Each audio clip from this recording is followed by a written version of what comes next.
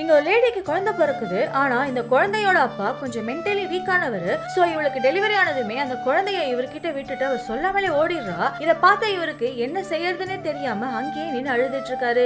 ஏன்னா ஏற்கனவே இவரே ஒரு குழந்தை மாதிரி இருக்கிறதால அவருக்கு இந்த குழந்தைய எப்படி பாத்துக்கணும்னு கூட தெரியல. அதே மாதிரி ராத்திரியில குழந்தை அழும்பொழுது கூட என்ன செய்யணும்னு தெரியாம முழிச்சிட்டு இருக்காரு. இப்போ இந்த குழந்தையோட சத்தம் பக்கத்து வீடு வரைக்கும் கேட்கவும் அவங்க போன் பண்ணி என்ன ஆச்சுன்னு விசாரிக்கிறாங்க. அப்பதான் இவரு அந்த குழந்தைய எப்படி பாத்துக்கணும் கூட எனக்கு தெரியலன்னு சொல்றாரு. சோ இவர் அவங்க வீட்டுக்கே கூட்டிட்டு போய் 2 மணி நேரத்துக்கு ஒரு தடவை குழந்தைக்கு சாப்பாடு கொடுக்கணும்னு சொல்லி கொடுக்குறாங்க. இவரும் இவர் வேலை பார்க்குற இடத்துக்கே குழந்தைய கூட்டிட்டு போய் வேலை பார்த்துக்கிட்டே கஷ்டப்பட்டு குழந்தைய வளர்க்கறாரு. இப்படியே கொஞ்சம் வருஷம் ஆனதும் இந்த குழந்தைக்கு 8 வயசு ஆகிடுது. அப்போ திடீர்னு ஒரு நாள் இந்த மாதிரி மென்டலி வீக்கானவங்க கிட்ட குழந்தை வளரக்கூடாதுன்னு கேஸ் போட்டுறாங்க. ஆனா இவரால் இந்த குழந்தைய வளர்க்க முடியும்னு பதிலுக்கு கேஸ் போடுறாரு. கிளைமேக்ஸ்ல இவர் போட்ட கேஸ்ல இவர் வின் பண்ணாலும் அவர் குறைய அவரே அக்செப்ட் பண்ணிட்டு அவரோட குழந்தைய ஆசிரமத்தோட ஹெல்ப்போட வளர்க்கறாரு.